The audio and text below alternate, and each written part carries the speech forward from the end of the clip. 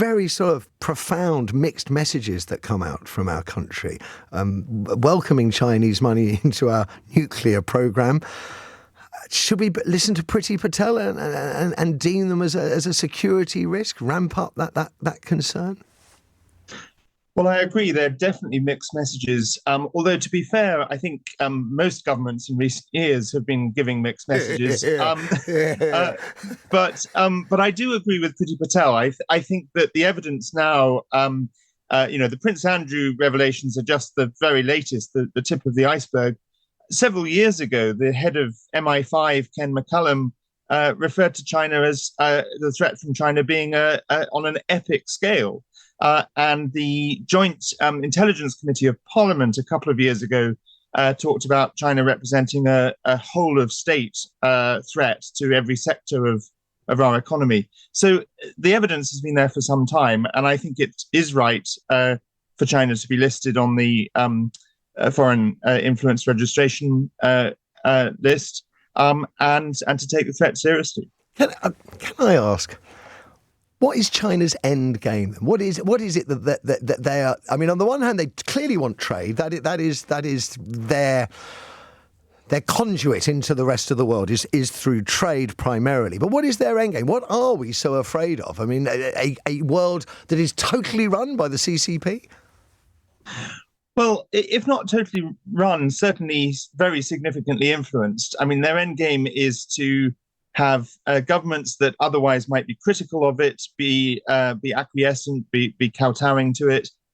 They want to steal our intellectual property. I mean, they're doing that all the time, and they want to be, they definitely want to be dominant, not ruling the whole world directly necessarily, but certainly silencing critics. It was pointed out, I'm into my engineering, it was pointed out to me a couple of years ago, I didn't believe it and I checked, that you can't buy a small capacity internal combustion engine anywhere else in the world apart from one that's made from China or made so significantly from parts produced in China it couldn't be done without.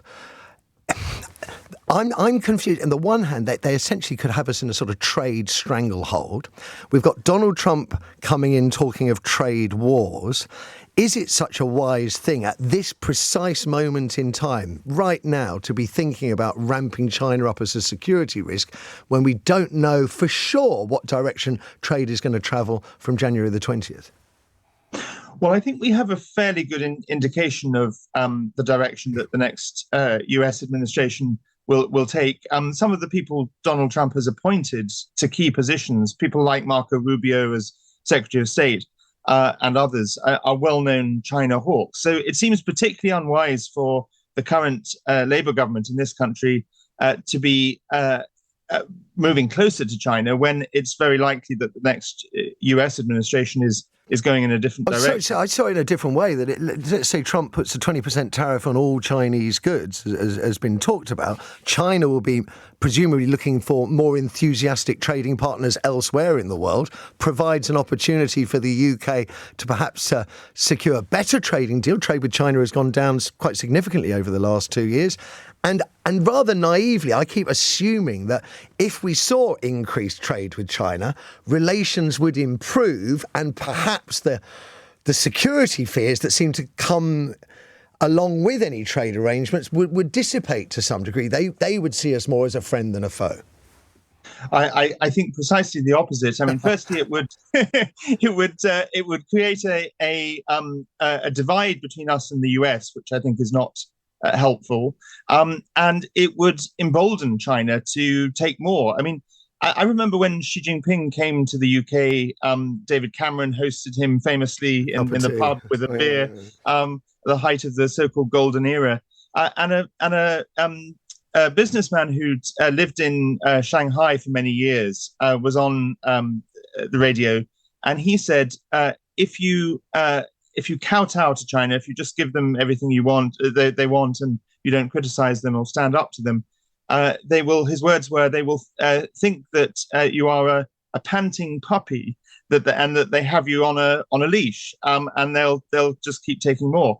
So I think China actually respects. They don't like it, but they respect countries that stand up for themselves more than those that kowtow. That's a really interesting point. Benedict Rogers there, founder and trustee of Hong Kong Watch. I'm going to go straight over now to a former British diplomat who served in both China and Hong Kong, associate fellow at the Council on Geostrategy. That's Matthew Henderson. Good morning to you, Matthew. Good morning, Matthew. Glad to be with you. Likewise. The mixed messages in terms of our relationship with China. Are we should we move in one direction or the other? Can we continue to sort of sit in the middle and both do trade and complain about security risks? If our messages are mixed, we need to sort them out. It's not for the Chinese to do it, and they won't. They don't want us to. They want us to remain weak, soggy and muddled. And that's exactly how it is. The way you articulated it, what the Speaker of the Commons said, is complete nonsense. Why do we have to have trade relations with people who are our adversaries? It is a weakness if we do, and a dependency. That's what this is all about. The whole world is dependent. Trade from China. No, this is exaggerated very much. They are only, I think, about 5% of our imports are from China. It's not the case. This is grossly exaggerated. And the reason it's like that is because the rest of the world, like us, has been lazy and has stopped producing stuff. But we can start again. I mean, we can. I mean, I know a little bit about engines and motors, and I would say that we could, but we'd never match the Chinese for cost because we don't have a China Communist Party that completely controls its people. We couldn't match them for cost. Well, they control their prices too. This isn't trade. This isn't free competition. If we talk about having trade that supports our interests, it has to be on a level playing field. Even the Prime Minister has said that.